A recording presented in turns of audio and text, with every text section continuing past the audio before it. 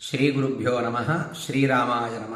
నగర సంకీర్తన ఎలా చేసుకోవాలి, రామ మంత్రం మేము చదవచ్చా అని చాలామంది అడుగుతూ ఉన్నారు. అయితే గ్రామాలలో కానీ పట్టణాల్లో కానీ నగర సంకీర్తన ద్వారా శాంతి కలుగుతుంది అని గమనించండి. ఎటువంటి అరిష్టాలు ఉండవు, కోపతాపాలు, ఉద్రేకభరితమైనటువంటి సందర్భాలు ఆ ప్రదేశాల్లో రాకుండా ఉండటం కోసం ఈ రామ మంత్రాన్ని పారాయణ కావచ్చు, జపం కావచ్చు, సంకీర్తన రూపంగా కావచ్చు, గ్రామాన ప్రతి గల్లీలో కూడా తిరుగుతూ రాముల వారి ఫోటో పట్టుకొని కొంతమంది భక్తులు భజన చేస్తూ వెళతారు. దీనికి నగర సంకీర్తన అని పేరు.